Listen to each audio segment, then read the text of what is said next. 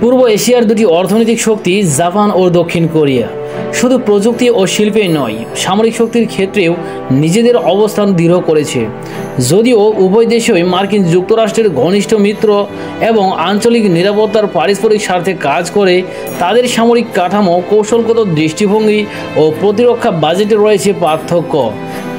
Japan তার শান্তিপূর্ণ সংবিধান অনুযায়ী মূলত আত্মরক্ষার দিকে মনোযোগ দিলেও সাম্প্রতিক বছরগুলোতে দেশটি সামরিক খাতে ব্যাপক আধুনিকায়ন করেছে।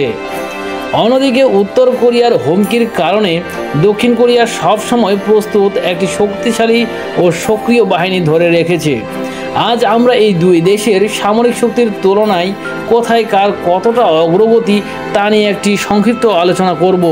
তো চলুন বেশি দেরি না করে দেখে নেওয়া যাক সামরিক শক্তির দিক দিয়ে কে বেশি এগিয়ে, জাপান নাকি সাউথ কোরিয়া। মিলিটারি বাজেট বা সামরিক বাজেট, জাপান 51 বিলিয়ন মার্কিন ডলার, সেখানে সাউথ কোরিয়া 44 বিলিয়ন মার্কিন ডলার। পার্সেন্টেজ অফ জিডিপি অর্থাৎ জিডিপির শতাংশ, জাপান 1.20%, সেখানে সাউথ কোরিয়া 2.50%। অ্যাক্টিভ পার্সোনেল অর্থাৎ সক্রিয় কর্মী, জাপান 2,47,150 জন, সেখানে সাউথ কোরিয়ার 5,55,000 জন। রিজার্ভ পার্সোনেল অর্থাৎ রিজার্ভ কর্মী, জাপানের 56,100 জন, সেখানে সাউথ কোরিয়ার 27,50,000 জন। অ্যাভেলেবল ফর মিলিটারি অর্থাৎ সামরিকের জন্য উপলব্ধ, জাপানের 2,73,1,143 জন, সাউথ কোরিয়ার 1,31,85,794 জন। ট্যাঙ্ক অর্থাৎ জাপানের ট্যাঙ্কের সংখ্যা 477টি, সেখানে সাউথ কোরিয়ার ট্যাঙ্কের সংখ্যা 2,201টি। সাজোয়া যুদ্ধযান, জাপানের 3,149টি, সাউথ কোরিয়ার 4,456টি। টোটাল আর্টিলারি অর্থাৎ মোট কামান, জাপানের 593টি, সেখানে সাউথ কোরিয়ার 8,096টি।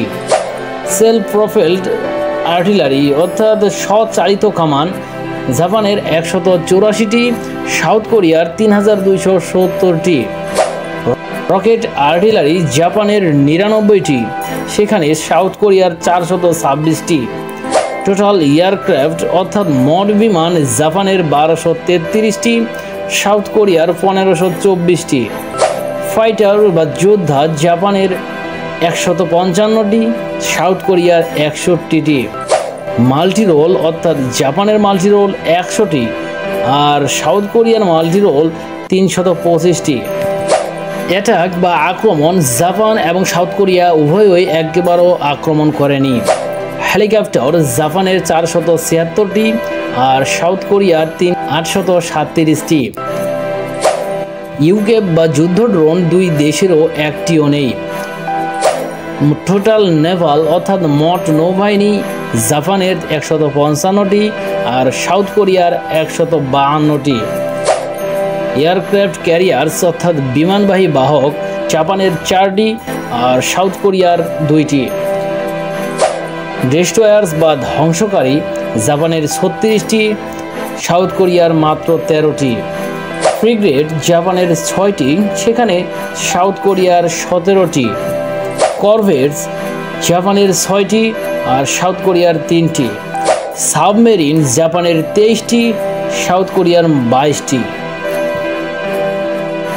সবাইকে অসংখ্য অসংখ্য ধন্যবাদ সম্পূর্ণ ভিডিওটি দেখার জন্য। পরবর্তীতে এরকম ভিডিও দেখতে চ্যানেলটি সাবস্ক্রাইব করে রাখুন।